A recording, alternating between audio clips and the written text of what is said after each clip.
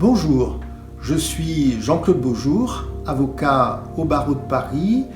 J'ai une pratique essentiellement orientée autour du contentieux commercial international et le règlement des litiges.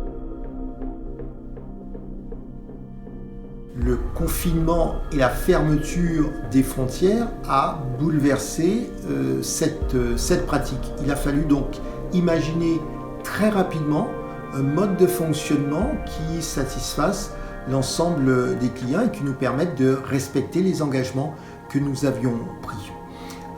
On constate tout d'abord qu'il nous faut apprendre à optimiser les moyens modernes de communication tout en respectant les procédures, en sécurisant les actes que nous transmettons.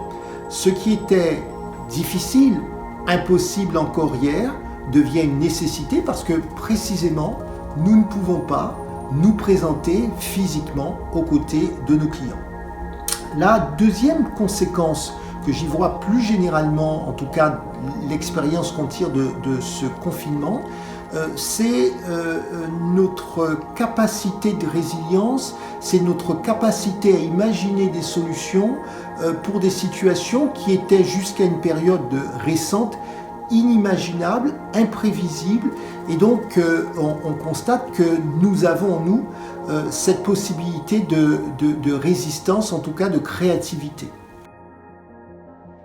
Imaginer le monde de demain suppose tout d'abord que l'on prenne conscience que ce monde de demain prend en quelque sorte ses racines dans le monde d'aujourd'hui et que nous n'avons pas simplement une panne du système à gérer, mais bien une crise, c'est-à-dire qu'il faut reconsidérer un certain nombre de procédures, de façons de faire, de façons de fonctionner. Alors, j'y vois deux conséquences en quelque sorte, à la fois sur le plan plus professionnel, de la pratique d'avocat, mais aussi pour la société dans sa globalité.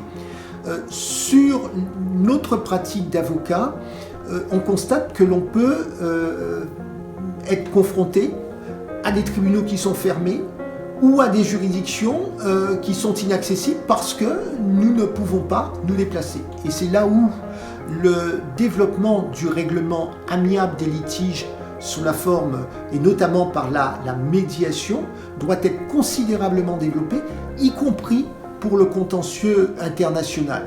Il faut donc mieux préparer nos clients, il faut donc anticiper dans les actes que nous réalisons, et ce qui peut nous permettre et ce qui nous permettra de constater qu'effectivement les procédures peuvent être moins coûteuses, plus rapides, et puis surtout un mode de règlement de nos litiges qui sera plus conforme à l'engagement social, sociétal des entreprises, des partenaires, à toutes les activités économiques.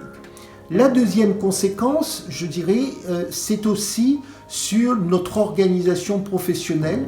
Nous devons travailler en réseau. C'est d'ailleurs ce que nous avons fait en nous organisant sur un réseau de 1500 avocats, 1500 experts qui sont dans 50 juridictions à travers la planète et qui peuvent précisément travailler ensemble, ce qui nous dispense d'un déplacement physique et qui peuvent travailler pour nous et avec nous et sécuriser les transactions de nos clients, quel que soit l'endroit où ils se trouvent à travers la planète. Sur le plan sociétal, nous ne sommes pas convaincus que ce soit la fin de la mondialisation comme on a pu l'entendre dire. Bien au contraire, il s'agit d'une mondialisation qui sera réorientée, en tout cas qui ne sera pas exclusivement économique et commerciale, mais qui sera orientée autour de questions telles que la santé, les questions sanitaires, autour de l'information, des technologies de l'information, de la protection des données, de l'environnement et des libertés publiques. Donc on voit bien que le véritable sujet et la conséquence de cette crise peut nous emmener à réfléchir à ce multilatéralisme dont il est beaucoup question, à l'idée que l'on se fait d'instruments que nous pourrions mettre en place pour pouvoir gérer notre interdépendance planétaire.